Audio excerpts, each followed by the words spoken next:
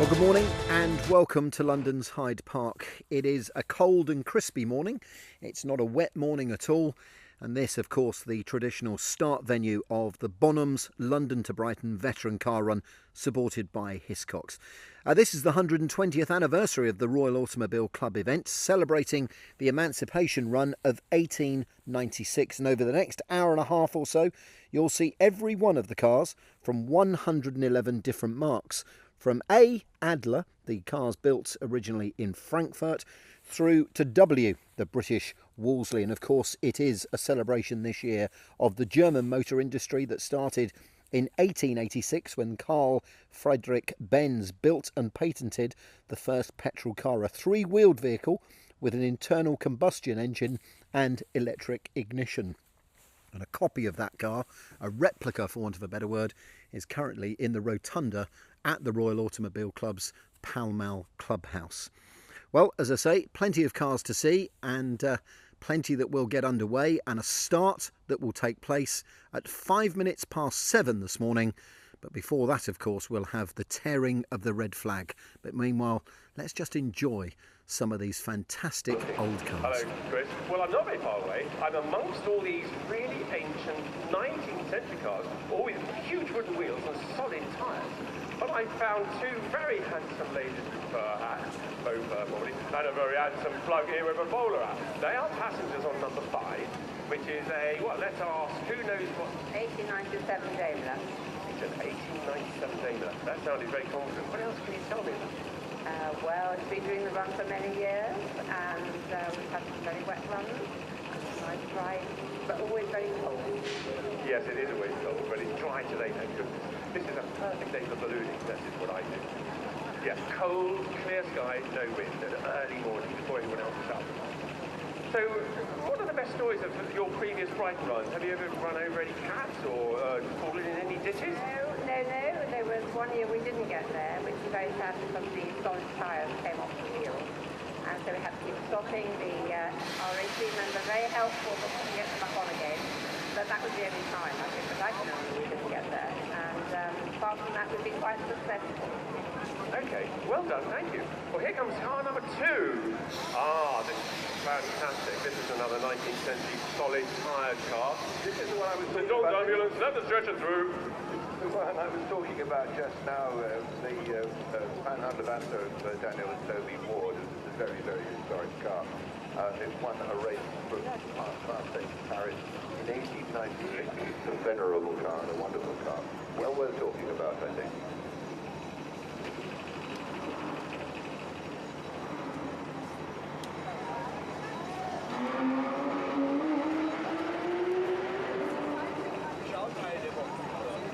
While they're getting themselves happily lined up on the start, let me very quickly say to any spectators who are interested in following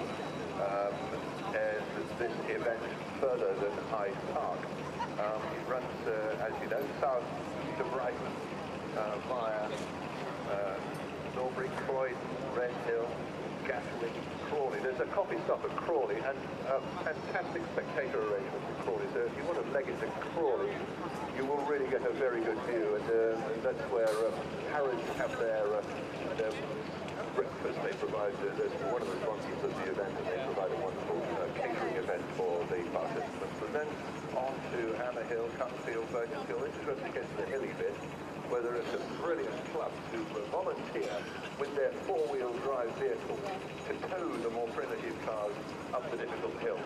And take it from me as a former participant that they are a very welcome sight indeed with their rope and their four-wheel drive.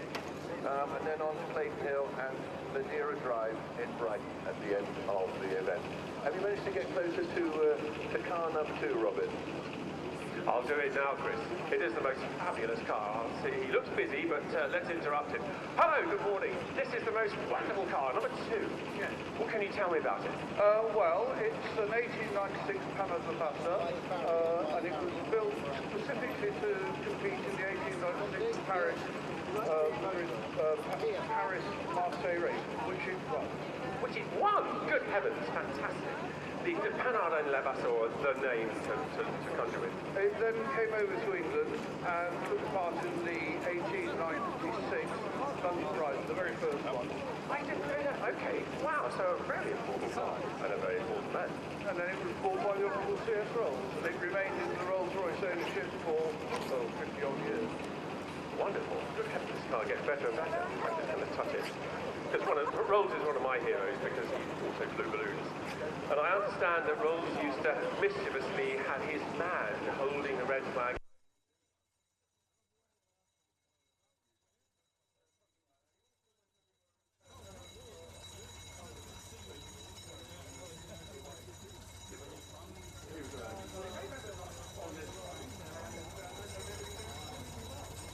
Thanks, Robbie. Just very quickly, one of the marshals organisers has asked me to make that we are rapidly approaching the start, and all those people in the start area are requested to keep clear of that space now, please, to make way for the cars. By Hiscox. That would be much appreciated. Thank you very much. You can still get a very good spectating spot if you stand back and allow space for the event to pass through the start gate. Red flag, turn round. So we're going to do the traditional red flag then. This is the tearing of it, and we've got one Edward Jordan to do the tearing of the red flag. We always have a celebrity for this. So for those of you watching us on the live stream, this is the very start of the Bonhams London to Brighton Veteran Car Run 2016, supported by Hiscox, of course, and there Eddie does a great job of tearing the flag. Let's see if we can get a little word with him once the photographers have done all their chitty chat, etc. We'll have a little word with him if we can just jump in there. Lots of people filming him. Exactly. Eddie Jordan, for a man that's normally used to speed, what on earth are you going to be doing today? Well, I'm first of all going to be enjoying myself. I've been looking forward to this day for a very long time. I can't tell you, this motor racing Formula 1 stuff just gets on my nerves at the moment. Still a Mercedes, though. Yeah, but not quite Lewis Hamilton, is it, really? I mean, come on, do I look like him? I don't think so. And I'm certainly never going to be as quick as him, and never was either. But anyway, Lewis has been brilliant. I mean, it's unbelievable for Britain at the moment. We've Andy Murray, and we've got Lewis Hamilton, we've got everybody. It's fantastic. It's a great sporting history at the moment for this country. Are you driving the car? Well, I'm steering it. Yes, I am driving it, yeah. But I'm not sure how long that'll take. You know, it's a long way to Brighton. I had a run in the car yesterday on my test drive, you know, it was fantastic. It was like going back in time. And, you know, it's different, really, you know, to have myself and not just the cars, but, you know, places like Monaco and Le Mans, stuff like this. I am as excited here today as I've ever been excited about doing an event in a car. It's funny because Chris Evans did it last year for the first time, got to Brighton and just went, how have I never known about this event? How is it no one's ever told me? Well, actually, you wouldn't believe this is hugely popular in Ireland, and I grew up hearing and listening and people getting so excited about the Brighton Run. And so it's probably, unlike Chris, I was brought up on it in a way that I was aware of it, and it was something towards the latter end of the year that you always looked forward to it, and people got out in their costumes. They made such an effort, not alone with the cars, with their dress, with the ideas and how they structured it. You know, it's a massive, massive event. Maybe we should get Lewis and David Coulthard in a car with you next year. I wouldn't have David Coulthard within 100 miles of me if I could avoid it. So whatever about Lewis, keep David Coulthard away. Eddie, thanks very much. That's great. Thank you very much, Eddie Jordan. Now, a little bit earlier, we found out a bit more about the significance of the red flag. Well, who better to ask about the origins of this veteran car run than Daniel Ward, who is very, very heavily involved in it, of course, particularly as far as the Veteran Car Club are concerned. Well, Daniel, red flag, explain the significance of why we're tearing it up here at Hyde Park this morning. Well, the red flag is the symbol of the Locomotive Act, which is a piece of legislation which governed the use of locomotives on the highway. Now, it was enacted really to govern the use of steam engines on public roads.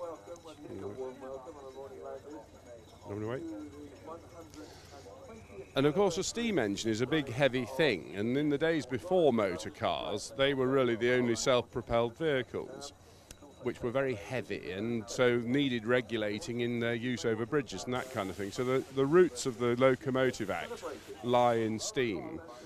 And of course, when the motor car became in more common use from about 1890 onwards, when the French really started manufacturing them, Panhard and Peugeot started making cars commercially, these things were capable of doing road speeds of 20 miles an hour. And of course the Locomotive Act governed the speed to 4 miles an hour in town. So it made motor cars impossible to use in Britain practically, or at least there was no point. Now, the Locomotive Act in its earliest iterations provided that you had to have 3 people to conduct your locomotive, a steersman to steer it, a chauffeur, which is actually a French word, chauffer, to heat, who was actually the stoker of the boiler, and a man with a red flag walking in front of it to warn the public of this very dangerous thing that was about to cause destruction down the road. And so hence the Red Flag Act was the Locomotive Act. That's what dictated the use of a red flag man. In fact, the red flag provision was done away with subsequently, but it was still known as the Red Flag Act, and this was repealed in 1896. Because the motor car was coming into common usage in Europe and was impossible to be used in Britain because of this legislation, there were a number of enthusiastic motorists who could see that Britain was really losing out in world trade because our motor industry was going nowhere, and in Paris particularly it was absolutely blossoming and mushrooming like the sort of telecommunications industry did in the first days of mobile phones, and Britain was losing out, and as a major international manufacturer this caused concern amongst a lot of people. But there was resistance in Parliament because a number of the MPs were people who had money invested in horses and also railway stock, and they could see the motor car was a threat to that. So they resisted repealing the Locomotive Act until the pressure on them was such by 1896 that it was repealed, thanks to the efforts mainly of Lord Montagu and Lord Winchelsea, who petitioned Parliament and eventually got the legislation repealed. And that came into force in November 1896.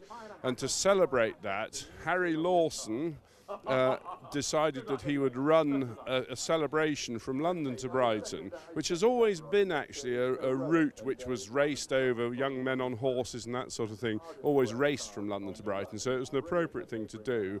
And they did that actually on about the 14th of November 1896, but it has been reenacted ever since 1926 as originally the Red Flag Run, but now, of course, it is just the London to Brighton Veteran Car Run. We do still symbolically tear up a red flag, which is in fact what happened on the start of the 1896 run. Lord Winchelsea tore one up at the start line, and we still do, to celebrate that and to thank them for their efforts to enable us to enjoy our motor cars. Thank you very much. Thank you. Brilliant.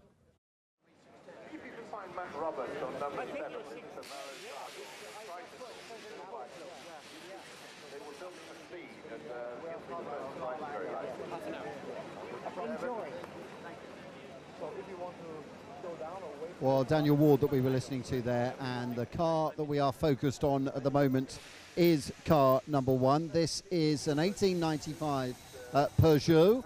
Of course, Peugeot, one of the very first manufacturers of automobile cars.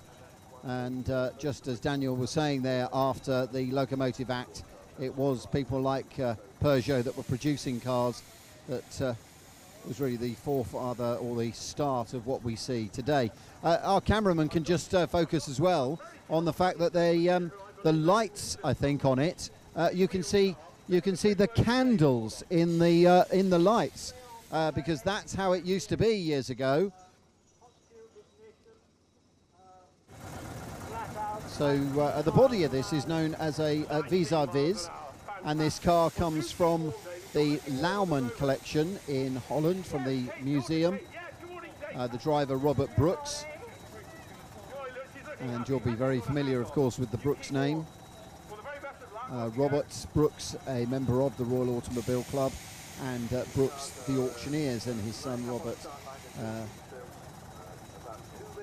on the car. So the Laumann Museum, for those of you that don't know, is an enormous museum in, well, probably Europe's biggest, and the Laumann family very heavily involved in this event, and one of the cars that they own is the very famous Genevieve, indeed. Now the car next to it is car number 2, Adam Ward, the driver. The car is actually owned by Daniel, who we heard from earlier, and his brother Toby. It's Panhard Levasseur, and the Panhard Levasseur 1896, a 4-cylinder, 8 horsepower car. And if we go back a little bit further to some of the other cars that we can see behind, so one that's always fascinating and grabs the spectators, car number 3, the yellow car, and this one is always fascinating. It's the Salveston steam car. This dates as well from 1896. It's a 2-cylinder car and 10 horsepower that you'll get out of it. These guys are very familiar to spectators that are on the London to Brighton, the Bonhams London to Brighton veteran car run. And let's have a quick word with him. How much coal will we go through on the way to Brighton? About 5 bags. 5 bags, gracious me. Okay. It's in the bag, I haven't a clue, it's just 5 bags will do us. And tell us a little bit about this car, because it was used, I think, on the Salveston estate, wasn't it? Scotland, at Grangemouth in Scotland, to get round the estate. But then they bought a Daimler motor car in 1896 and thought that was a lot easier than running around with this monstrous thing. And so this was parked up until about 1932, when it was first bought out. And hardly had it run. When I got it in 12 years ago, it had hardly done any mileage at all. Hardly run. Yeah. Well, I think you're about to go. Best of luck. He's on his first bag of coal, ladies and gentlemen. So away they go, and then some of the other cars that are following them there. We see the Panhard Levasseur as well, and then behind it you can see the Leon Boulay, which is the little 3-wheeled car that's just leaving. Another one just coming up behind it now, another Leon Boulay, the 3-seater car there, about to get into this start. We'll see those go in just a minute. Fabulous little car, this one. And we'll just talk to them a little bit here, because this car, I mean, I'm calling it a car, but is it a car? It's both. I think it qualifies for a bike and a car. So, yeah, it's a fastest machine of its time, I think, when it came out. It wasn't actually believed that it did the full course. I think they disqualified it. Yeah. And how much time and effort goes into keeping this car pristine and ready to do a run? This car pretty much runs itself. It requires very, very little maintenance at all. And it's one of the most reliable vehicles on the whole run, I would think. Good. All right, well, best of luck. Thanks very much. Let's go over to the other one. We've got another bicycle by the side of it there. That's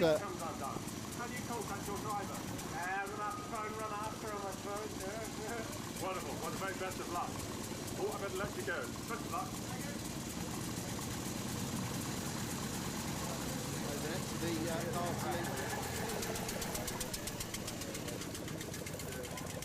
He only has to get that one away, to be absolutely honest with you. 14 leaving, that's one of the bends, and of course it is German year, so there. And nice to see all the crowds on it. That one is the Bergman that we've just seen go through there. That's car number 15. And there, a little push start for these guys. He needed it just to get himself going. Another one of the de Dion Boutons. This another 1899 car. It's just a single cylinder bike, 1.75 horsepower. no less. So we'll get a few more coming up to the line for us here.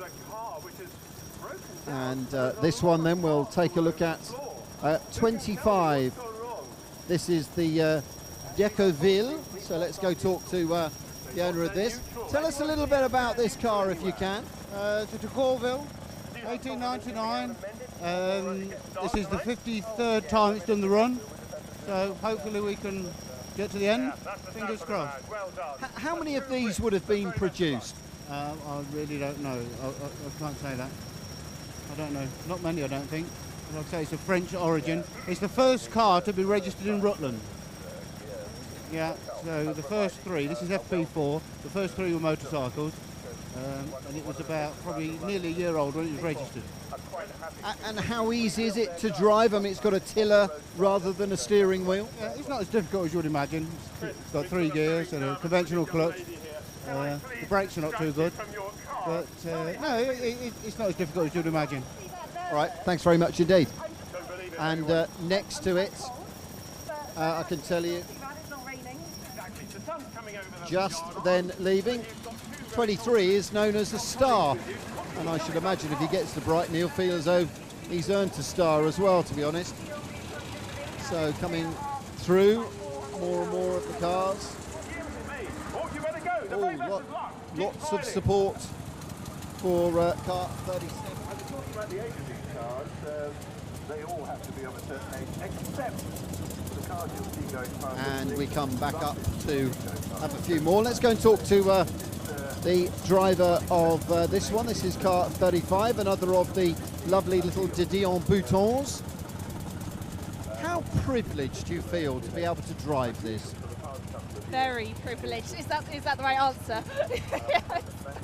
It's just fantastic. Well, this will be my 11th run, and it will be what, the 7th time I've ridden it.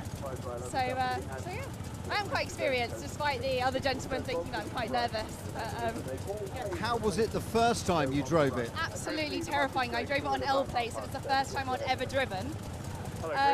So yeah, first time absolutely terrifying. I was just trying not to kill myself and others, but this time, seventh time round.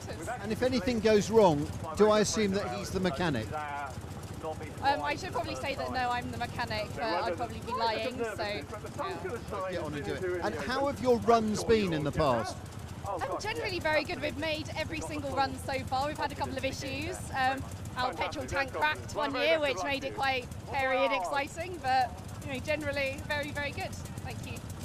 Good. Okay, let's go back, Sean, to this one, because when we did our opening link this morning, this was the car that we did it from. This is the Daimler. Do tell us a little bit about it. A Daimler.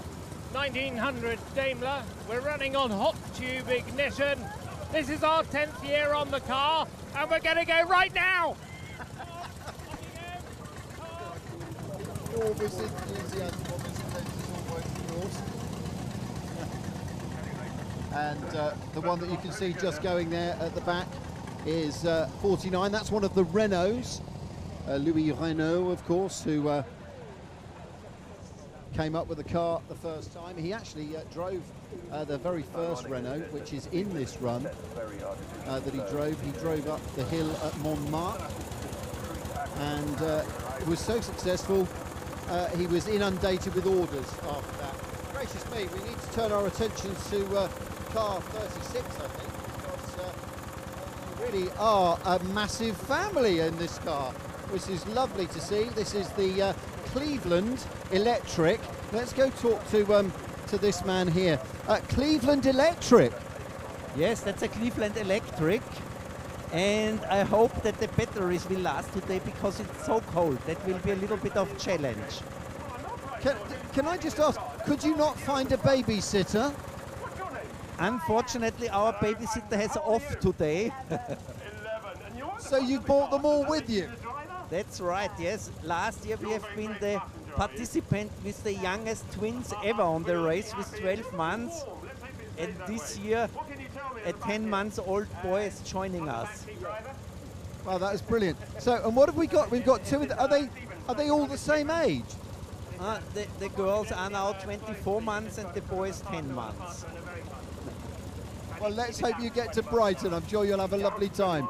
I'm not sure they'll remember this much, but as a memory. But it's fantastic to see. Absolutely superb to see. And this Cleveland Electric leaving then our start.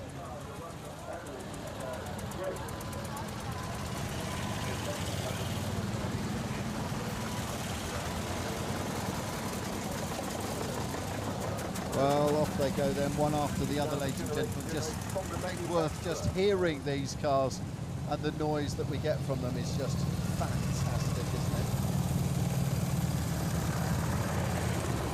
John Dennis's grandfather made the car that he's running on, and 1902 Dennis, of course, the company is still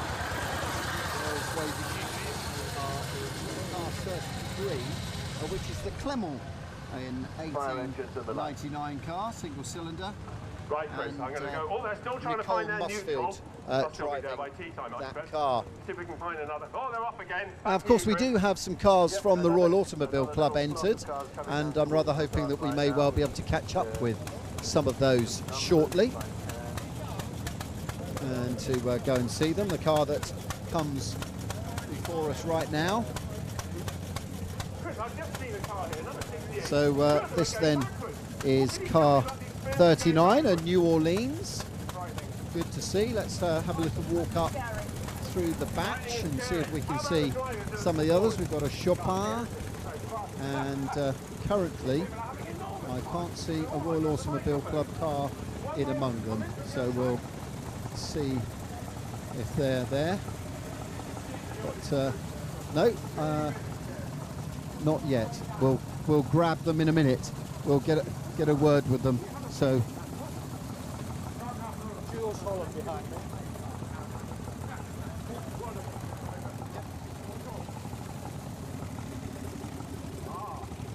I know you're not here on business, but we can't resist saying, have you just come out?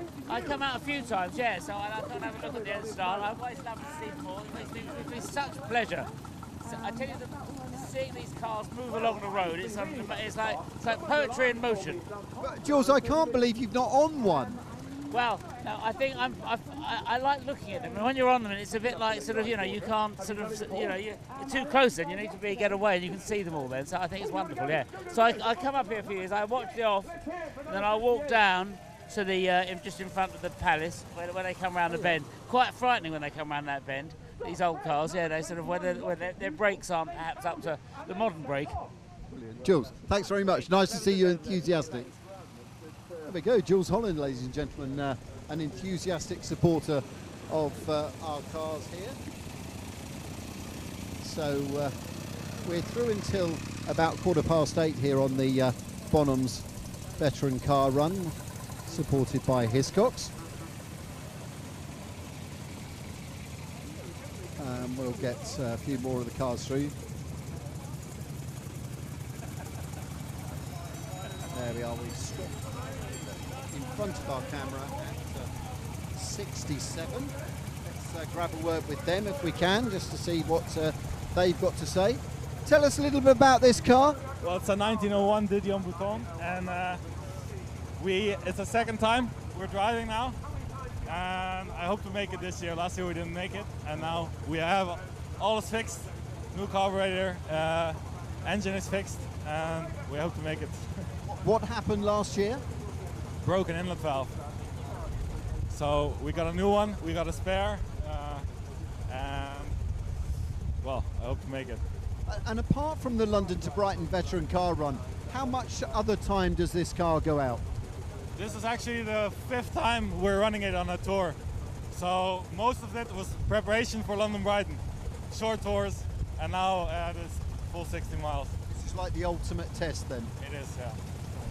There is no other motoring event like it, is there, in the world? I don't think there is. Well, it's new for me, but this is like I said, this is my second time here. I've done a few other motoring events, and this is definitely a special one, so I look forward to Good to see you. Okay, they're going. You need to go.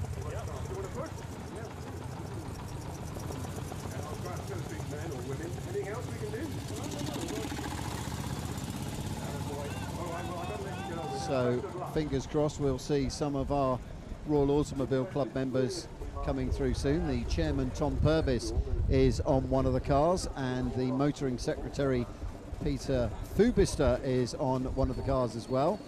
Peter is in fact on a car with the Blue Peter presenter. Now we can go and speak, I think, to we'll go up a little bit and get a quick chat with Daniel. He was the man that was talking earlier about the flag. We might have to slightly walk and talk with Daniel, I fear, but this will test the cameraman. Goes by. I told you it would test the cameraman, didn't I? It's tested the interviewer as well, let me tell you. We'll get a wiggle on, as they say, and get down to Daniel and find out about this car, because he's got a fair old collection, does Daniel. This isn't the only one that he owns. Daniel, how hard a choice is it for you when you look at the garage and think, what shall I use this year? Because this isn't the only one, is it? Well, I have a policy of bringing a different one every year, and that means that we get everything running. Mick here is in charge of our cars. He has done an absolutely fantastic job on this 1902 Gillet Forest. We've actually had to make a new engine for it as an exact replica of the original. It's the only one left in the world. I'm afraid I'm going to have to go now. Yeah, go. We'll see you in Brighton. Toodle pip. And off he goes. There's the Harrods car, just leaving. The Harrods car there. Good to see that leaving. That's car. The Harrods Waverley. And people Waverleying to them. I just want to mention one particular car, number 37, which has actually gone through already. But so we've got some more then coming down to us now. Let's go talk to this man, because he a club member. So club member. Club member. We like club members. Club member, okay. Tell us a bit about the car. 1902 Panhard Lavassa and Charles Rolls, first owner. Really? Wow, that is amazing. A Charles Rolls car. Very nice, thank you. Say no more, as they say. So this car then, owned originally by Charles Rolls, not bad at all. Let's go and talk to this man. We have to say hello, because we always do every year. My dear chap, how are you? Fantastic to see you. Well done. Tell us about this super little beast. 1902 Vis-a-vis de Dion Bouton, 4.5 horsepower, 2 forward gears, that's it. Needs a lot of willpower, we're all enthusiastic about it. Is he the pusher? He is the pusher, but this is his first time on the Brighton.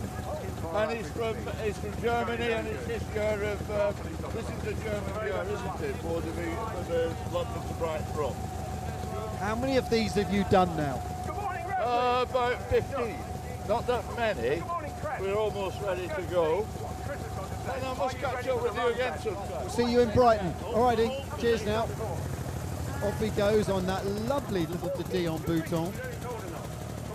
Following just behind, chucking it along. Number 97 gives lovely crest a big kick. It's going to be fine in the second half, which is probably the most difficult half, we know.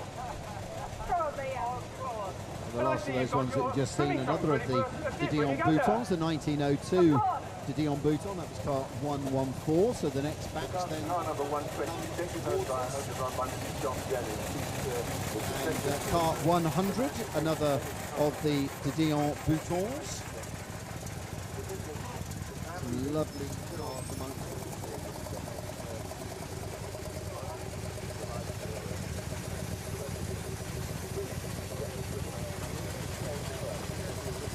Looking here then, this lovely green car is a Lambert. Let's find out about this.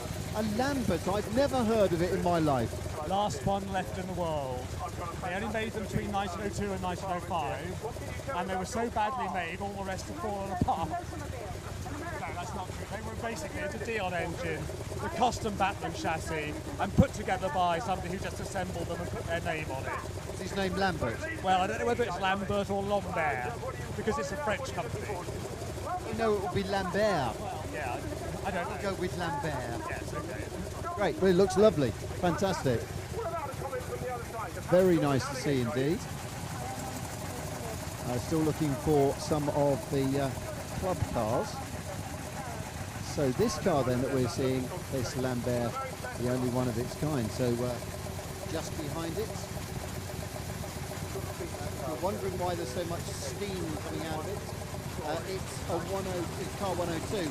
It's known as a Puritan, and this is a steam car driven by Monsieur Robert Ibon. And you'll see coming through our cameraman shot now, this lovely Panhard Lavazza as well. That's a 1902 car, the 116 car.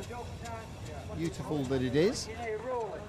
The next batch that we get coming down to us, just to sort of shake the numbers up a little bit. First trip, well, the best of luck. We're all from Whitby. One of my colleagues just saying Sherlock Holmes is driving a car, so there we are. Up to the line we come with this one.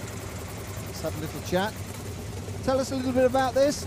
It's a 1902 Renault, yeah, and it's got an awful gear change. Okay, good. Well, but the engine's super sweet. Oh, well, glad to hear that. I hope it's like that when we get to Brighton. Well, best of luck with it then. Thank you very much. Pretty car over here. Just ask them. Hello. Can I just say, I think so far this is the prettiest car. Are you talking about the car or my good lady? Well, both, to be honest. Lovely. Tell us a little bit about it. Well, she's the only one... The car, not the lady. Okay. The car itself is the only one that is known. It's a Deckard, and she's 1902. And this is its 16th run on the London to Brighton, yeah. With you or no, the last 6 have been with us. Can I just ask the question, when you saw it for sale, what made you buy it? I saw it, I said, I'm having that. I think it's so lovely. So I bought it. And that was that. Really nice. Thank you very much. She was tempted to buy shoes, but she bought a car instead. We just need to get a shot of this, Sean, because this is the car that we saw yesterday. There's the little puppy. Morning, how are you? We're all from Whitby, and that's his role, Chief Engineer, and this is its 9th year. Chief Engineer, apparently. There you go. That's fine. So we've got 2 of these cars that are run by this man. This one is Emma, and we've got another one as well, which is his son's car, which is called Edwin. So Emma just going through now. We spoke to him yesterday when we were at the Regent Street Motor Show. It was a fantastic show. If you weren't able to come yesterday, I have to say you should try and come next year, because it's a mix of these lovely vintage cars. We've got electric cars there, the very latest cars from the likes of Renault, Audi, etc. And we even had motorbikes as well from people like Triumph and so on as well yesterday. So a real mix and match of cars. And we will be showing some of the Regent Street Motor Show a little bit later on in our programme from here. Now, the car that you see on the right, the 136, this is a bolide. Let's find out a little bit more about that. Tell us what you can about a bolide.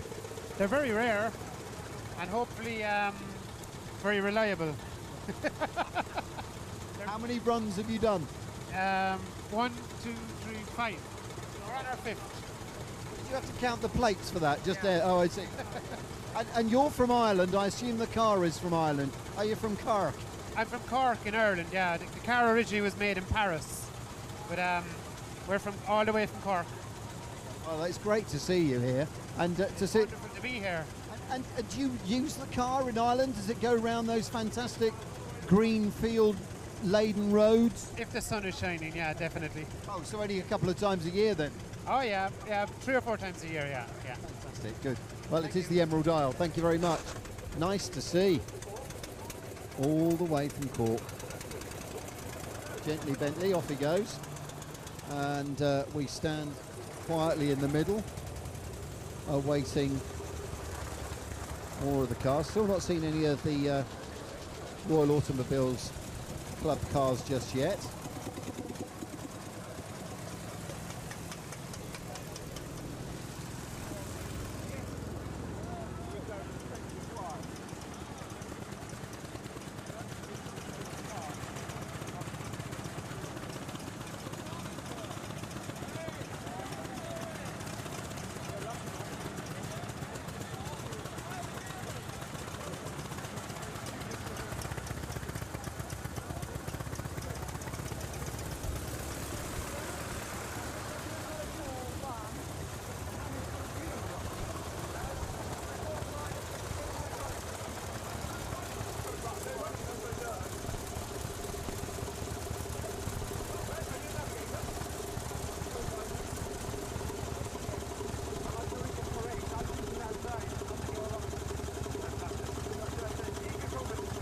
Well, just while we're looking at some of these cars here, we have talked about the Regent Street Motor Show from yesterday, so why not, for goodness sake, take a look at some of the cars and some of the highlights from Regent Street from yesterday.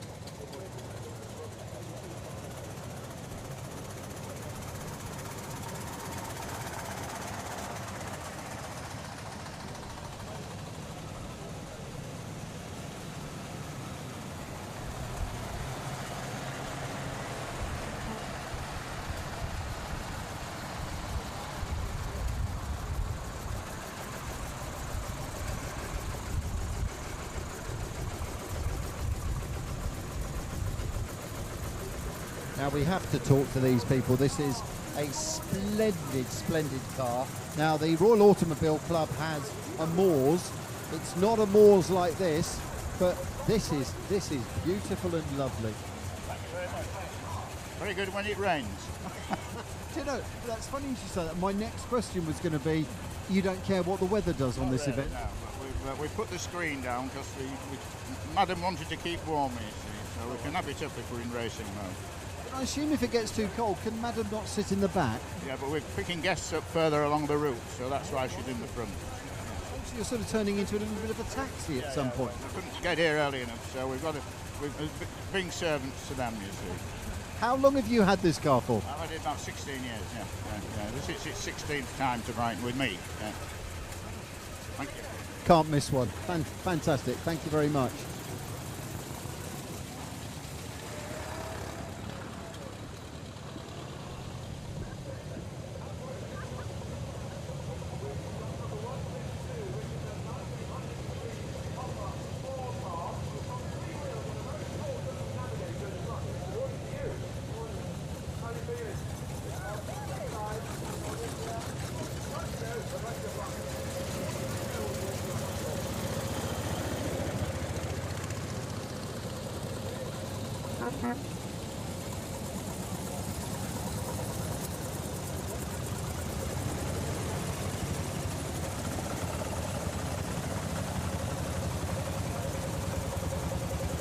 Right, now this is a little Humberette, so let's go and talk to them. Hello, a Humberette.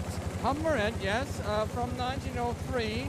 It's the first British car which has been built in series. Before that, you normally go to a shop and they want to have a car and they build one for you. But those were the first one in your country which was built on series. So why are you driving this and not a Benz? Because I love British cars.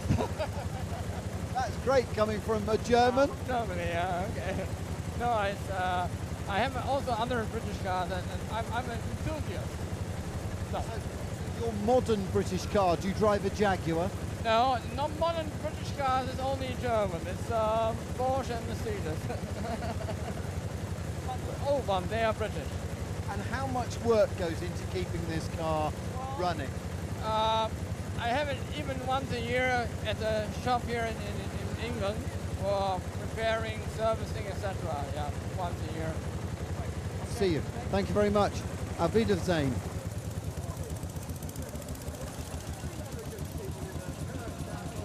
Well, we may well see Eddie Jordan in the next batch. He's driving the Mercedes, of course. There is a film crew covering his exploits for the Mercedes Museum, in fact. And the people that are doing the filming are the same people that produce the Formula One programme for Channel 4, which, of course, Eddie is part of.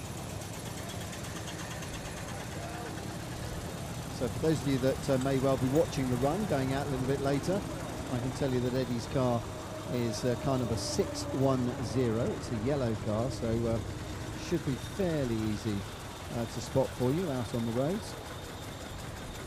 And we see another coming to our camera. It may well just stop there. I think it does. The Dion Bouton just passing us, and the first of the Oldsmobiles.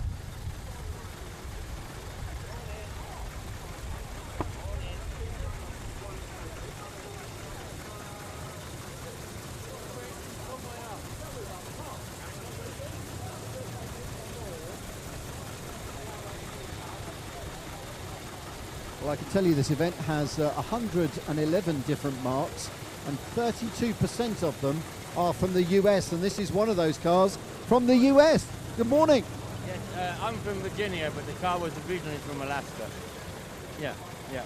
And how many times have you been over from America to do the event? Second time, yeah. We're glad to see you. Thank you. Lovely to see.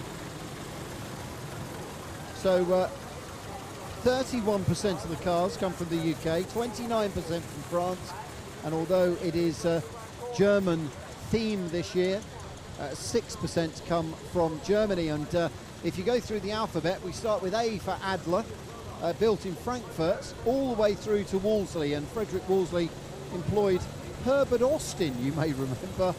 Their first car appeared in 1899, and that car is here.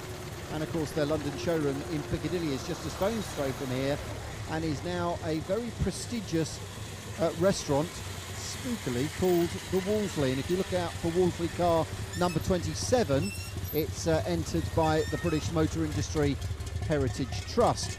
And we were talking about the car earlier, and there is Edwin from the same family just going past us now. So Emma and Edwin, and here comes Peter Footblaster.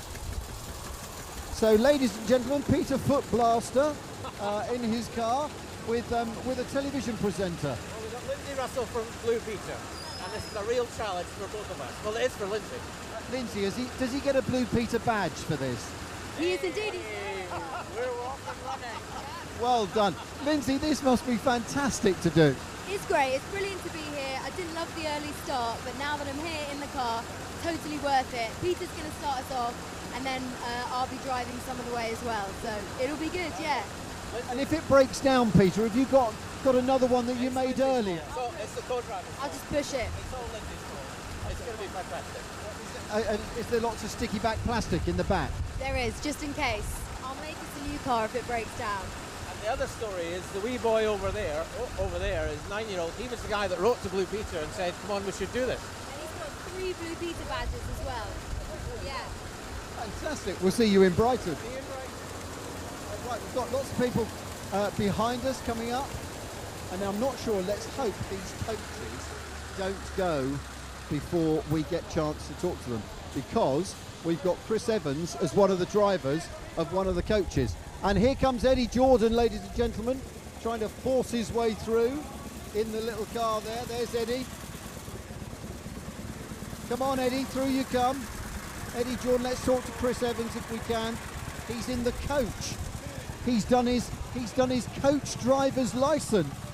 Yeah, I did it last year for the first time we did this PCV, but I haven't driven a coach since this time last year, so I'm a bit rusty. Yeah. And I've got a very important cargo of children today, so I've got to be very careful. You raised £500,000 last year for this. Yeah, no, we've done another 180,000 this year. We've already decided we're going to do it next year. We absolutely love it, and another gorgeous day, isn't it? Chris, last year you got to the end, and I remember the quote said something like, "How has no one told me about this before?" Yeah, well, if you read the Mail on Sunday today, I've written a column about it, because it is the best motoring event in the world. For me, I mean, the Goodwood Revival has always been my favourite, but this is now joint first. It's absolutely fabulous, because I didn't really know what happens on the reef, but now I do. And these lot don't, so that's even better. Well, I hope we see you in a vintage car next year. Okay, I'll try. Good. Thanks very much. Right, let's quickly go back, because I think we've got... Oh, there she is. Come on, Sean, keep up. Hello, all right. Wow, you're going to drive this, and fantastic. Wouldn't you rather be in a vintage car? No, I love a bus. And we had such a great time last year doing it that we decided to do it again this year, and it's a lovely atmosphere. And yeah, just hope I get everybody to Brighton safely. Is there a race between you, Chris, and Ken? Absolutely, so I've got to go because they're ahead. Races in, thank you. Let's go back to get a word, if we can, with Ken Bruce. Ken Bruce, ladies and gentlemen. Way. Are you all right? Ken, this is your bus. This is one of my buses. Yes, it's a fine old 1953 AEC Regal 4. Beautiful bus. I've got to go now. So. Right, okay. Get on. We'll see you later. Thank you very much.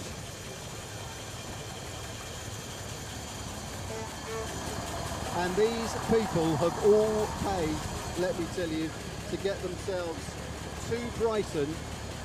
£500,000 raised last year for children in need.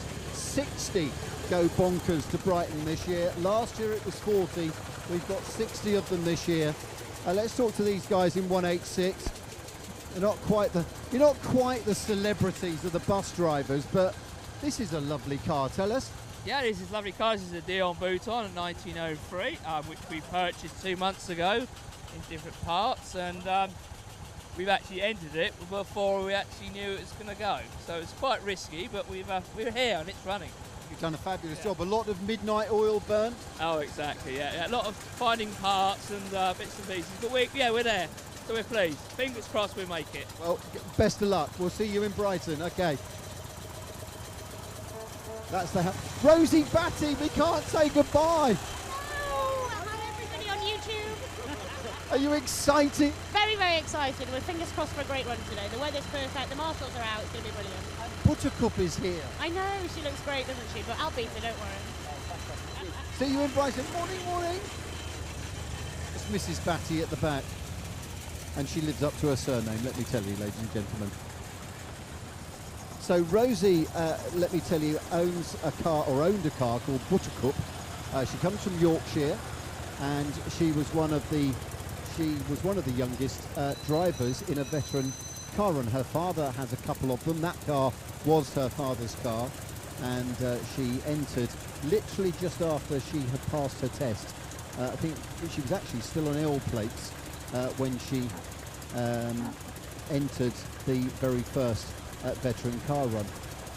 So a real scene to be seen here in Hyde Park for this, the Bonhams London to Brighton veteran car run, supported of course by Hiscox, and we really appreciate the support that we get from our commercial sponsors, because without it this event wouldn't take place. All of the entrants do pay an entry fee to be in the event, but of course all of the spectators that we see here in Hyde Park and all the way along the road through Crawley, Croydon, all the way down to Brighton, it is the world's largest free spectator event. You pay not a penny piece, of course, to watch it. Now let's see, talk to these guys. Steam pouring out the back. Yes, unfortunately, maybe a worn valve.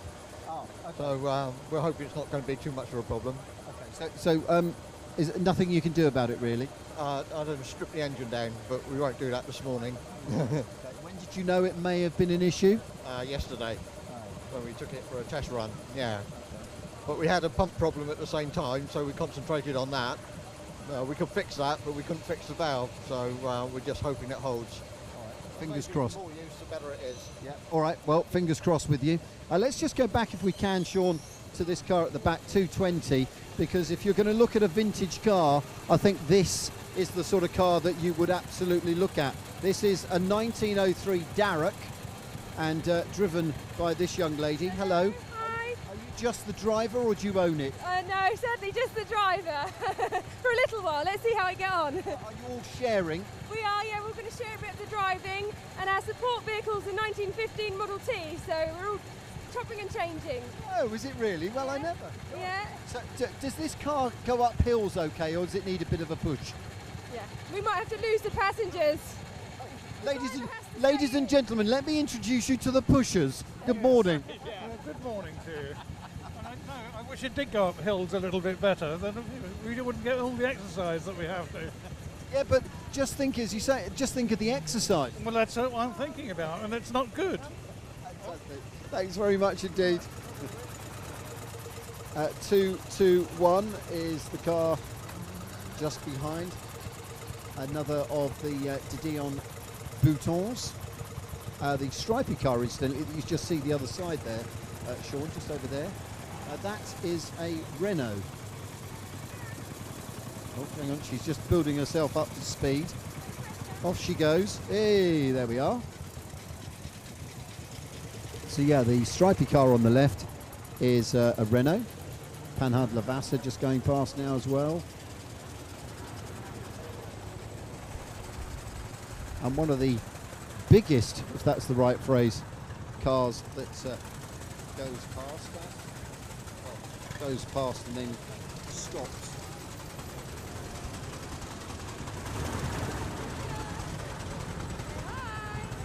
Let's just talk to the driver here. Children in the back. This is a big old beast. Hello, hi. Tell us about it. It's a 60 horsepower Mercedes, 9.2 litre, chain drive. What else can I tell you? No, that's enough. That's enough. I'll tell you what you can tell me. Why on earth have you got all of these things in the front here? All of these little... Get our cameraman to focus on them. What do they do? They're all oilers for different parts of the engine, so you can sort of adjust the amount of oil depending sort of how you're driving on each part of the engine. And is that your job, or is that the co-driver's job? I suppose anyone's job, yeah. How many times have you done this event? Almost every year. Yeah, so probably, what, about 25? Yeah, maybe just over. Experienced man then. Well done. Just behind it, let me tell you, we've got a penny farthing. He's not an official entry, but are you going to ride it, or are you just going to walk there? I'm going to ride it there, yeah, hopefully. Hopefully get there as well. So, well done. Yeah, I did it last year, so that's good fun. How long does it take you to ride? Travelling time was about 5-6 hours, something like that. And then good lunch and halfway, so. Oh yeah, that was the important bit. Yeah, exactly. Get the lunch in. Well done. Very good. Thank you very much. So nice to see the penny farthing. I feel like giving him a penny myself to help him, to be honest. Gladys is the car that's here. Let's go. I like the fact that the car has got a name. Gladys, yes. Gladiator, you see? Gladys. Oh, that's it. Oh, very good. Yeah. And how long have you had it for? It's been in the family since 1930 something. Yeah, or before actually, 20 something, yeah. So it's rather like a Patek Philippe watch. You don't just sort of wear it, you keep it for other generations. Just a guardian. And how many times have you driven this on the event? Personally, about 15, something like that. Yeah. And always been, fingers crossed, always been? I'm not even going to go. No, let's not go there. No, okay, that's fine. We'll avoid it. 259, another of our Royal Automobile Club members, just lining up there at the start. And we've got some Chelsea pensioners in this car, which is 258, but I'm not sure that we can talk to them. Let's they go by. There we are. Oh, hello, the penny farthing's about to make his attempt to get on. He's having a go. Takes him a while to cock his leg up, doesn't it, as they say. Oh, he's off. Well done, that deserves a round of applause, for goodness sake. Good to see. So lining up then. Now, I'm not sure how he continues past. I hope they let him just keep going past the line, because I think... No, oh no, he's off. He's dropped himself off, so there we go. So along come more of the cars. 247 being held. And this, ladies and gentlemen, is Buttercup. We were talking earlier about Rosie Batty. You've got an ex-Rosie Batty car. That's correct, yes, yes. It's done a good number of runs since then, though. Yes, it does really well. Did you buy it like I would have done because of the colour? That's right, a really lovely colour. C and BC. Fantastic, it's very nice. And you've got passengers and so on as well with you? That's right, yes, yes. They're all looking very comfortable and warm. Let's hope it continues. All right, thanks very much indeed. Great car to see. It's a beautiful little Derrick.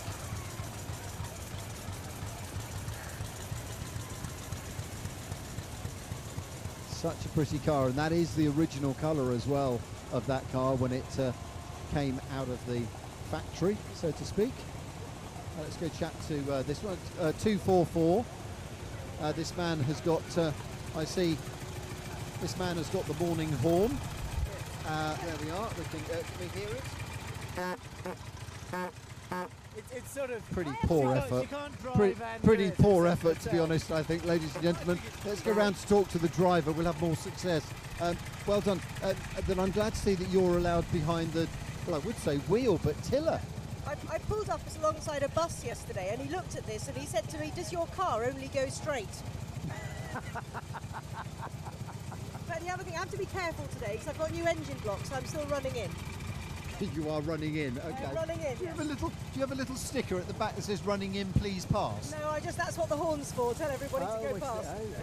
Oh, there's a reason for the horn. Well, theoretically, he wanted something to do. And the people in the back are the pushers. They have already pushed me up this morning out of Hyde Park garage. Great to see you. Thank you. Best of luck. That car is called an auto car, in fact. Nothing to do with the magazine. It's called an auto car, though. People with their iPads. Disappointing, really, for a veteran car run. You'd think you'd have a slate to paint it with. And another of the auto cars coming through now. There we are. That's also known as an auto car. Now we're looking out as well for one of the other cars to come through. They're a bit out of order, but we are looking for Genevieve to come through at some point. The car from the famous film, of course, and that is in the run this year. Another car that is owned by the Lauman collection. And we'll see that car come through. Another one of the tiller controlled cars. Let's just go and have a little chat. I'm assuming that if you have potholes with the tiller control, it's not ideal. It's not nice, and it's not very good when you're fast down hills. There's a little bit of movement is all over the place, but on the whole, it works fairly well. Okay. And how many times have you done the run? We made it last year. This is our second year, so fingers crossed. We're going to have 100%. I was going to say, you've had 100% success. 100% success so far. Let's keep it that way. Good to see you. Thank you very much.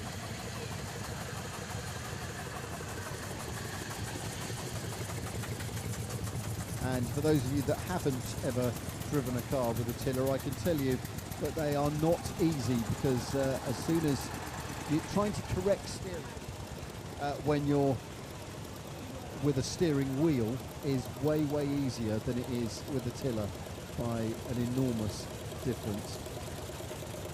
So the Chopin, car 232, coming up to the line.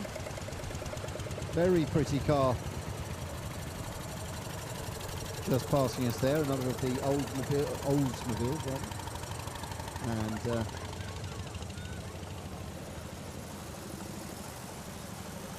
another of the Dion Boutons, the 293, and already that's not a good sign.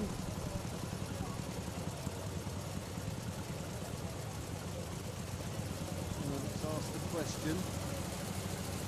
This isn't a good sign, is it? No, not really. What have you done to it? Well, we've got a bit of oil in the magneto, so she doesn't want to start just yet, but we're hoping we're going to just start over the line, and then we're going to try and have another go and get her going. But Do we need to get some enthusiastic pushers? We could have done with them back there. we definitely find some along the way. Well, I thought you looked quite enthusiastic walking up to us, to be honest. We definitely got our enthusiasm at the moment. How long it'll last, not quite sure. But all right, well, let's hope there's some pushers up there for you. Thank you very much. There we go. 265, that's the Phoenix. We've got a Northern just going past, another of the American cars, car on the right-hand side of us there. And you are watching our live stream from the Bonhams London to Brighton Veteran Car Run 2016, supported by Hiscox here in Hyde Park. And of course, from about midday today, we will be live in Brighton for the cars coming across the finish line. Another car that's unusual, just passing our cameraman, the Covert. And one by one they come down. And we have cars until approximately 8:15 this morning, ladies and gentlemen. Another of the Dion Boutons, this car 329. This is a 1904 Star that's just passing us. It's a Star and it's called Twinkle. That's right, yes. That was me aged 6. Well, has it been a Star in the past? It has, touch wood, yes. This is 61st run. Yeah. It can't be your 61st run, sir. Well, it is, yes. Not driving all of them, but I've driven about 50, I think. Yeah. Just me. So that means your first run, you must have been a small top. 7, yeah, 7, yeah. Do you remember it? Well, they all blend into one after a bit, don't they? Well, I'd rather think your first one would be memorable. Was it cold? And I think it was cold, yeah. I think the second one was more memorable because it was really wet. Hyde Park was flooded, I think. Did you do it with your father? With my father, yeah. Yeah. So the car's been in the family with your father to start with? 54, yeah. Yeah, Dad bought it in 54, restored it, had it ready for the 1955 Brighton run. And is it the sort of car that you could sort of take the wife out to the pub in during the... It's very gentle car, yes. It's very amenable, yeah. Very good. Yes, like his wife. Thank you, madam. You took the words out of my mouth. Fantastic. Nice to see. We do like little stories like that when there's some lovely history involved.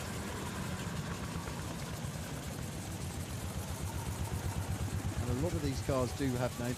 On the left-hand side of us, the Dion Bouton is also got a name. It's called Madeline. Lovely to see.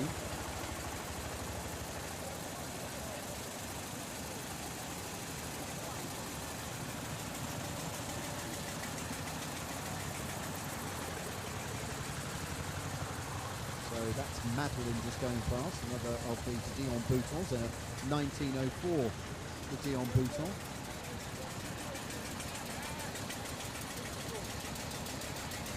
Clouds of steam in the background of our camera here. Let's just go. I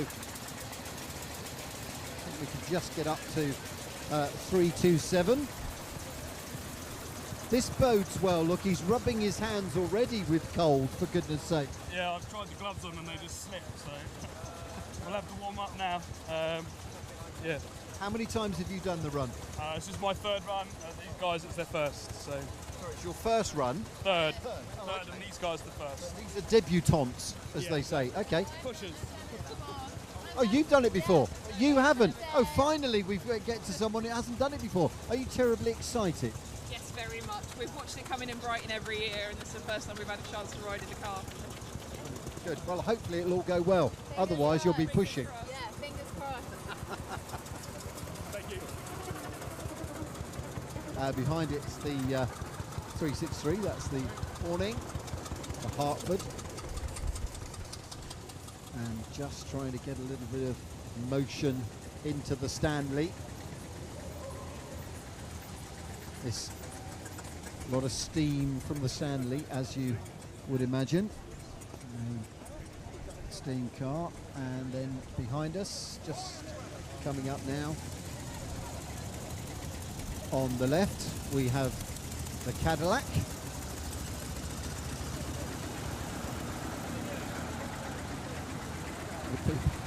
We're trying to jump in front a little bit here, but not succeeding. And then 351, this green car with the wood on the side, another of the Dion Boutons.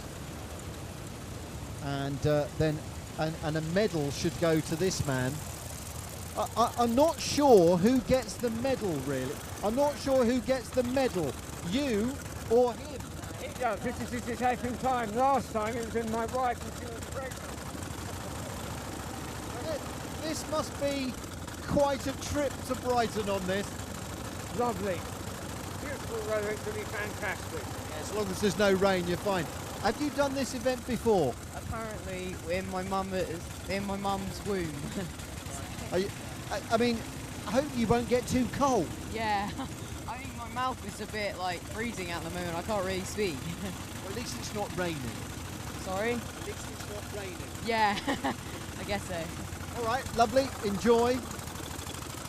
The 1904 white just passing us here. Another of the American cars going by.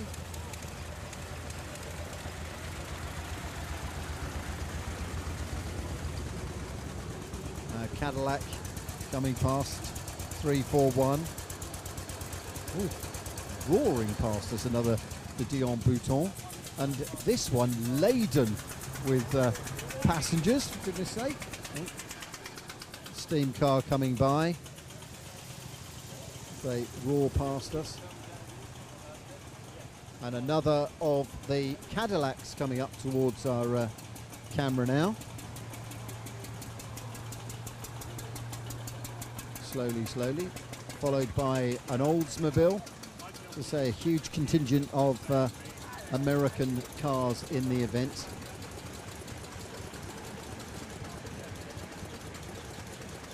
And the Cadillac coming up just behind. We'll grab a word with the Cadillac. Or should we go back down a little bit more? Sure.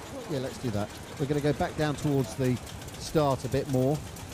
See if we can get some more people. An American there on the left-hand side. Maybe just to grab a quick word with them. Whereabouts are you from, sir? New Hampshire. Oh. Awesome. Oh, how are you? Well, can I just say that at this time of year there is no finer place in the world than New Hampshire. Absolutely. Beautiful. Just left all the colours behind. Yeah. Although we're past it a little bit. Fantastic. Now, of course, you're one of these very few people that if it rains today, you don't care. We don't care, no. This is original top. Well, actually, you do still get wet, but that's okay. We're pretty well protected. How much of an appeal is this event to an American? One of the best. It really, truly is one of the best. Because everyone talks about, obviously, Americans love Britain, yeah. But this event is very, very British. Well, this is my 5th time. It is very British, but I love it. Love coming and doing it every year. And are all your passengers from America? Yes, they are. Thank you. That's good. Yeah. American Airlines have done well. Right. Thank you very much indeed. As we said, the American contingent is huge to this event. Very, very popular indeed.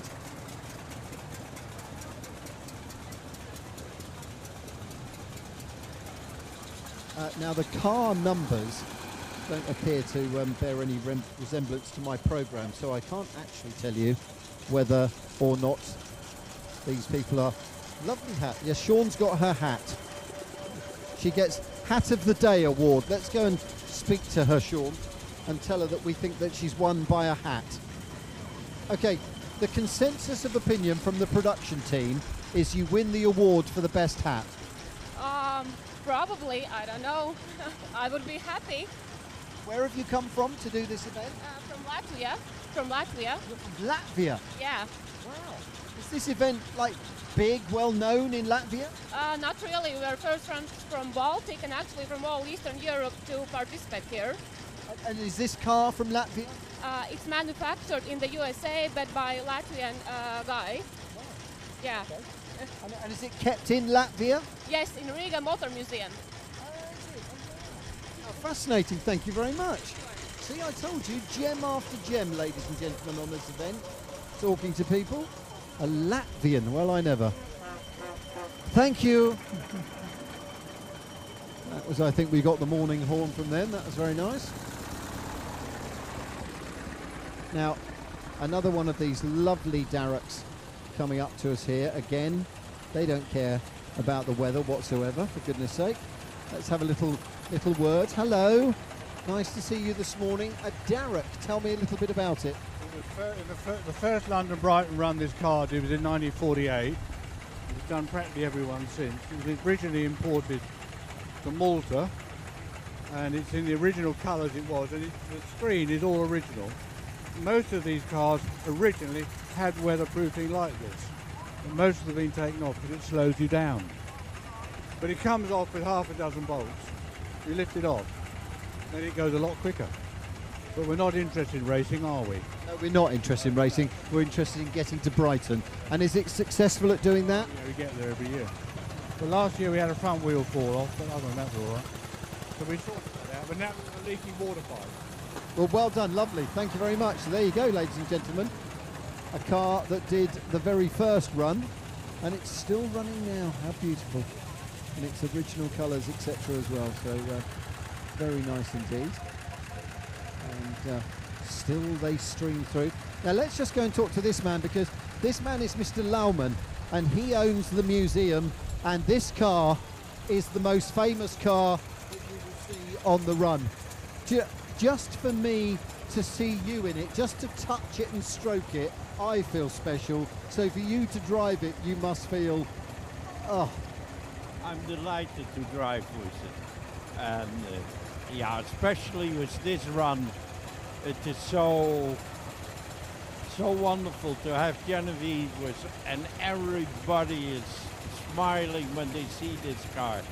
Such a wonderful film it was, Genevieve. I'm sorry, I think I have to move on. You carry on and go and delight us all. It's a lovely car, and for those of you that have seen the film, a BAFTA-winning film, let me tell you, ladies and gentlemen, it won the best British film when it was brought out, and it's and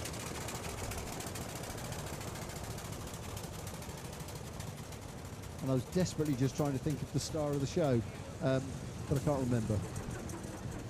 Well, I can tell you that Jenny Hanley, who used to be a Magpie presenter, her mother, Diana, was in the film. She was the lady in it, and John Gregson, I seem to want to say, was the star of it. But I'm going to have to look it up on Wikipedia or something to find out, to be honest, to give you the actual facts about Genevieve. I should know, but I don't. I poorly inform you. Let's have a little chat with this man. Wow, you've packed them in, haven't you? Well, it's much better to take as many people as possible. Can I just say? Yes, go on. Oh no, it's a bag. I thought there was another one just down at the front there. No, I've had more than this. I've got a lot of grandchildren. Right, tell us about the car. The car is a Gladiator, 1904, put together in London, 4 cylinders, and it goes up to sort of 40 miles an hour. It's quite a very reliable car altogether. And have you had a lot of success on the event? I've been doing it for 43 years now. I haven't got there 43 times, but The fact that you've done it 43 years is pretty amazing. Well done, that's great. It's a lovely car. Fantastic, good. And let's just have a quick word with the children. Are you excited? Yes. There we are, it was a quick word because Grandpa's driving. No chance to grab them. But lovely to see, and I'm sure if we said to him, are you looking forward to it, he would say yes. So Sean and I walking backwards here. I want to find out what this car is. I'm going to have to ask him. I have no idea what it is, so you're going to have to tell me, but it's beautiful. It's Delorger and Clayette, 1904 from France. 6.5 litres, 40 horsepower. Big beast. I call it La Bête Noire, the black beast. And I should imagine this must be pretty quick. It's pretty quick. It'll probably do 55 miles an hour, which for this lot is pretty quick. Yeah. So does that mean you'll be whizzing past everyone? Well, my brakes are sort of not the best, so I doubt it. No, go steady. Just take it steady. Lovely car, though. The black beast.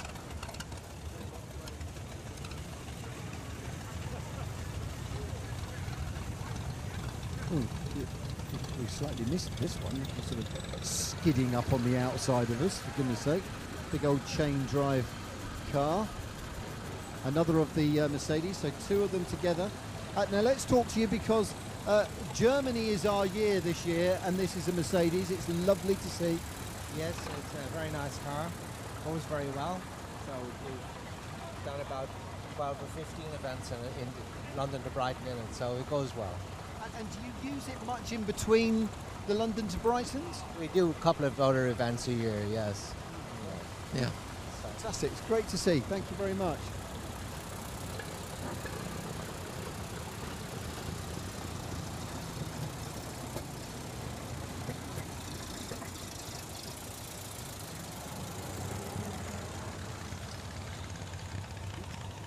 Did wonder if 404 was going to get a bit of a truck on, and that again is a car that probably epitomises the run very much, the sort of car that we see an awful lot.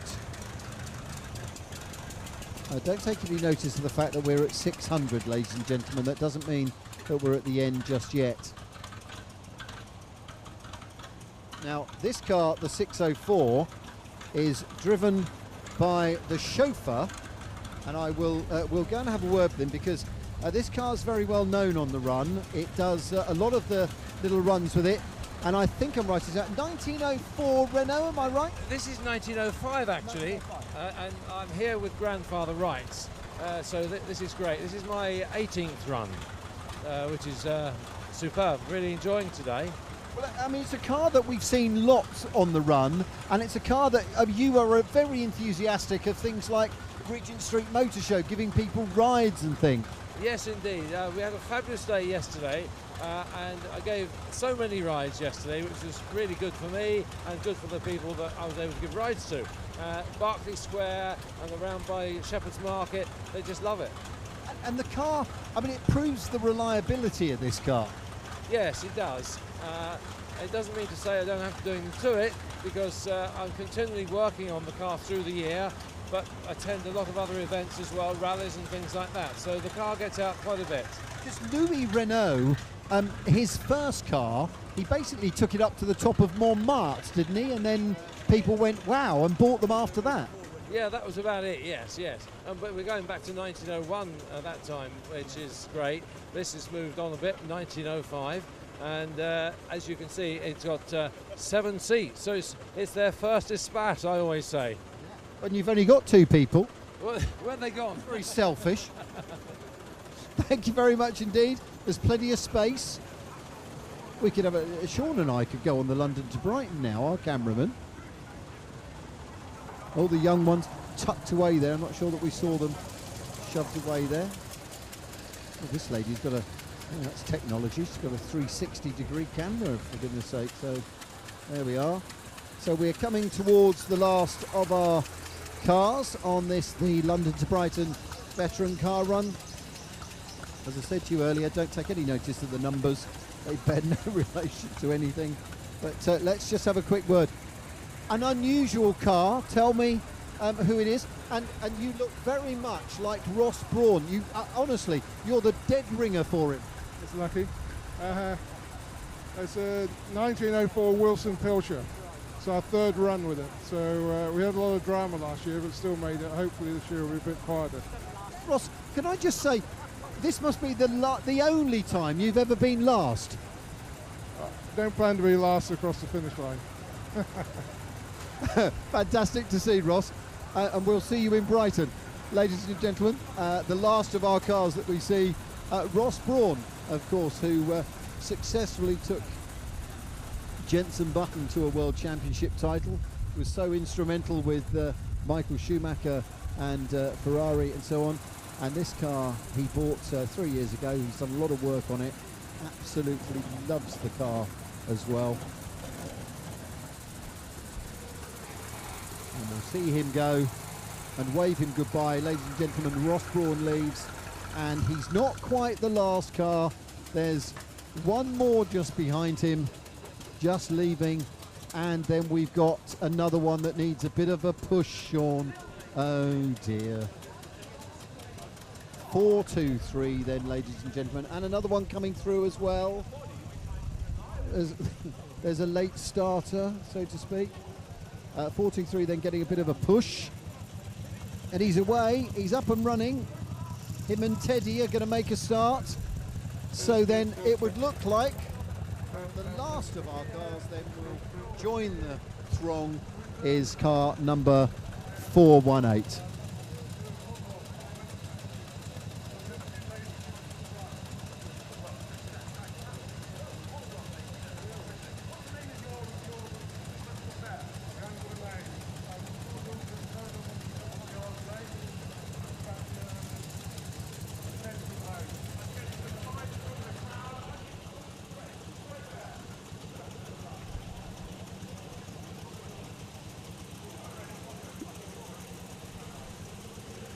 So the car's then just about to start. The flag goes and the last of the cars leaves the line here then at Hyde Park.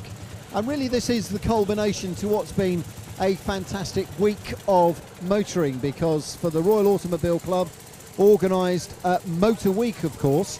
Part of that started right at the beginning on Monday with a lecture by Gordon Murray. We'll hear from him in just a minute. But let's look back at some of the highlights of Motor Week.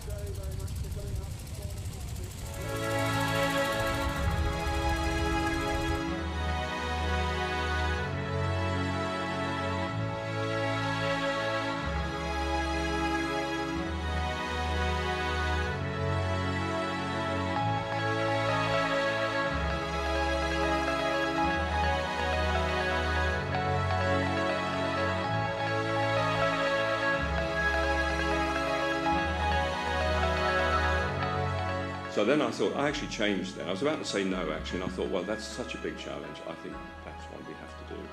So thank God we took it on.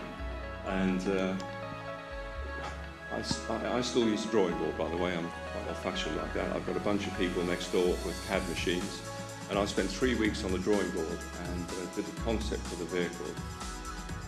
And then before I passed it over to the CAD guys. And actually the vehicle stayed remarkably like the first sketches. Our inspiration was a Renault 4, which I have a Renault 4. It's probably the best two-wheel drive off-road vehicle ever made. They made 8.1 million of them, and they go anywhere. So ask any French farmer, they'll tell you they go absolutely anywhere.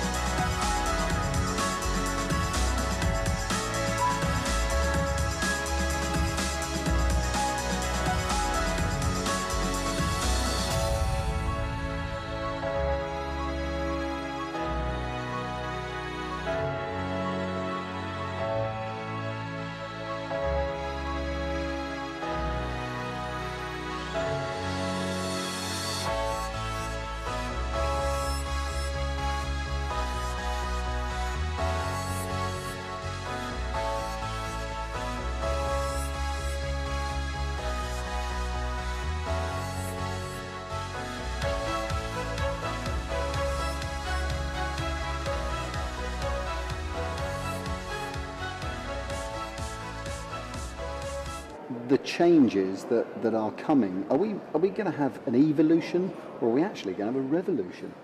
I think what we're doing from a materials and manufacturing technology point of view is definitely a revolution, because it's very, very disruptive.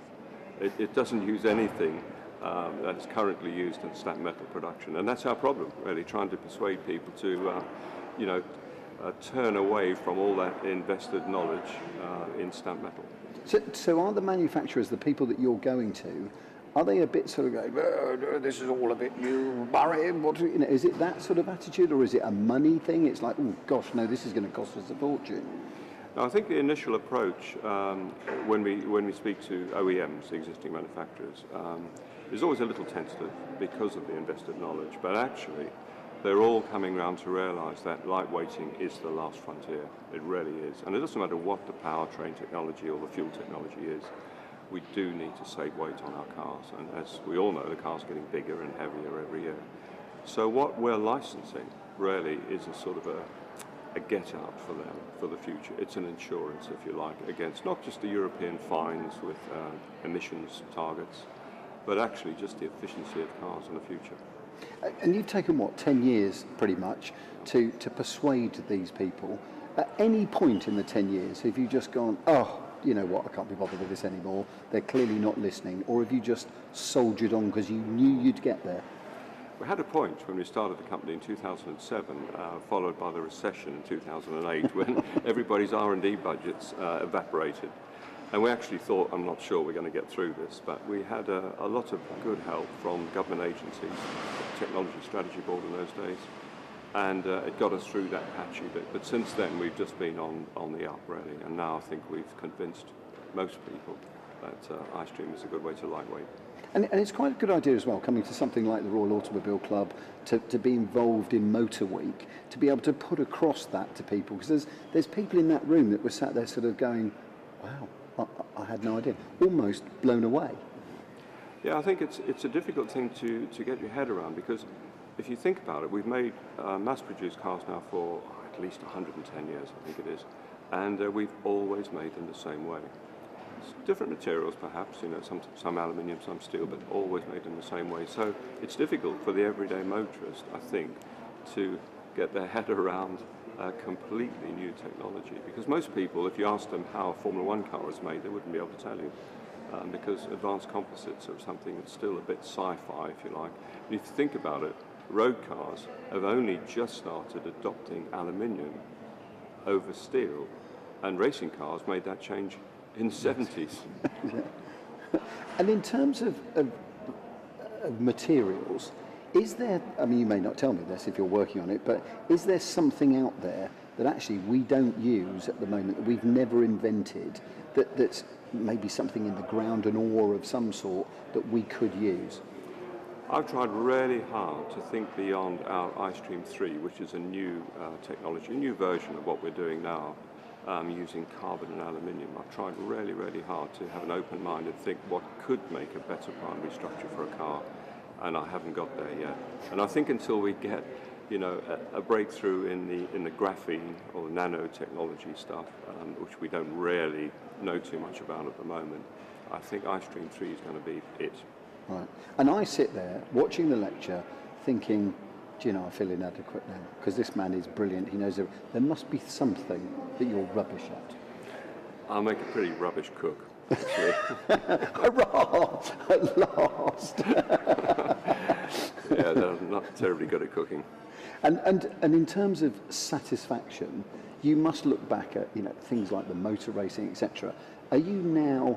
Do you get in your little car and drive it and just think, do you know what? Forget Brabham, McLaren, etc. This is it. That's the one that gives you the satisfaction. Yeah, I think it's quite interesting looking back through my career. I mean, at the time, the achievements in Formula One racing, and then doing the F1 and winning Le Mans was a highlight for sure. But I think what we're doing now and what I'm involved with now is so much more satisfying, and it will affect so many more people. I mean, just take the ox truck for the moment. For example, the ox truck, that could affect 80% of the world's population have no access to mobility in any way, shape or form, which is quite ludicrous if you think about it. Yeah, Gordon, thank you very much. It's been a pleasure.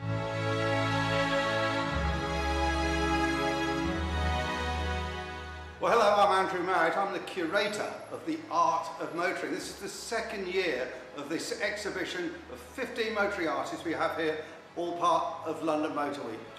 Interestingly, we've got sculptures in silver and bronze. We've got art on metal, on canvas, on wood. We've got gouache, we've got watercolours, and of course we've got oils. Great exhibition here. Let's have a look at some of the best exhibits.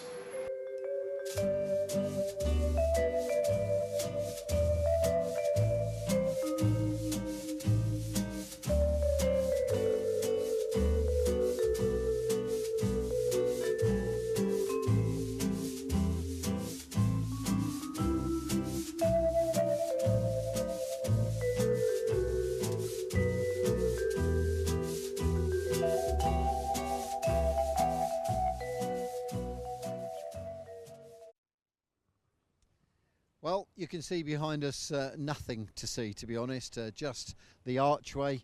People beginning to clear up because all of the cars have left and they're all on their way to Brighton. Two of them, of course, are cars from the Royal Automobile Club's own collection that is now in the magnificently refurbished Motor House, which is where Tony keeps the cars, and that's where he also looks after them with a lot of tender loving care.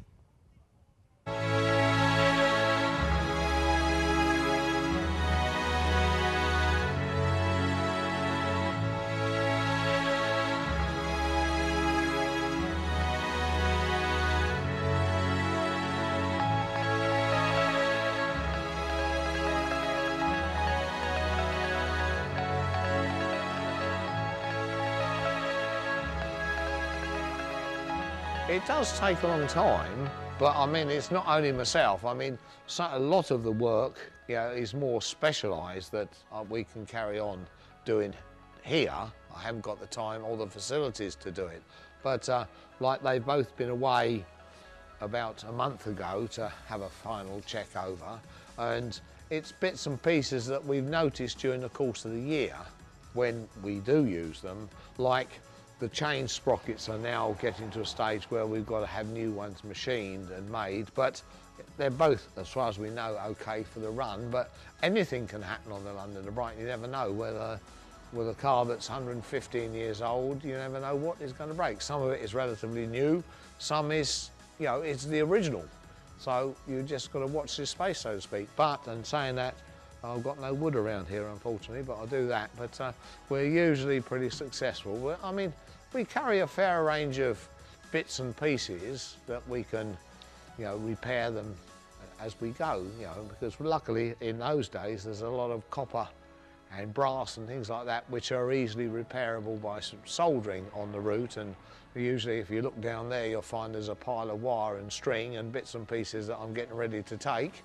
But, you know, it's that way, but it does, you've got to be looking all the time and having in mind that the ultimate goal for us is the London to Brighton, because that's the premier event for the club, and that's the main thing that we've got to get them ready for. Down the end there we've got the 1900 Sims powered car.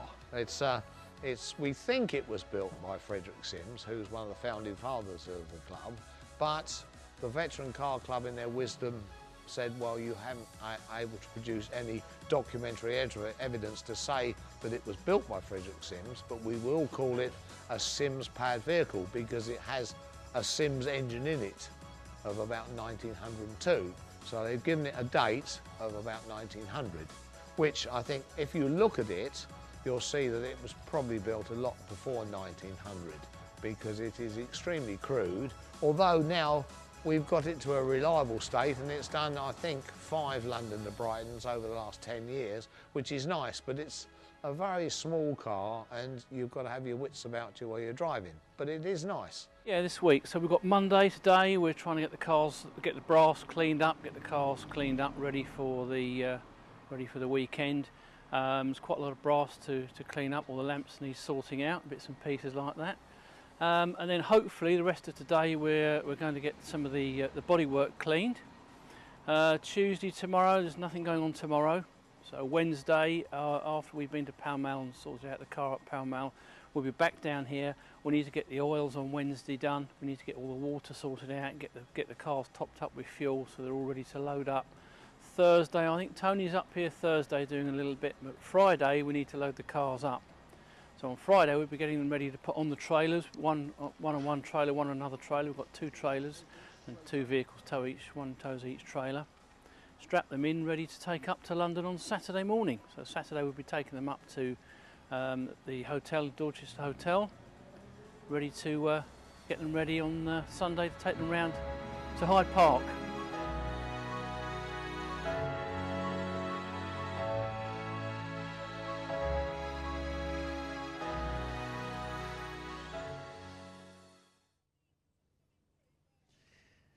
Well, we clear up then in Brighton, and that's it for the start anyway of the 2016 Bonhams Veteran Car Run, supported by Hiscox, and all of the supporters, all of the sponsors that really help make this entire event possible.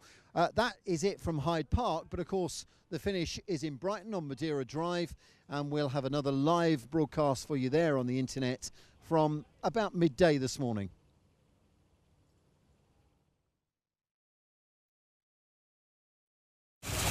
Set very artificially low at the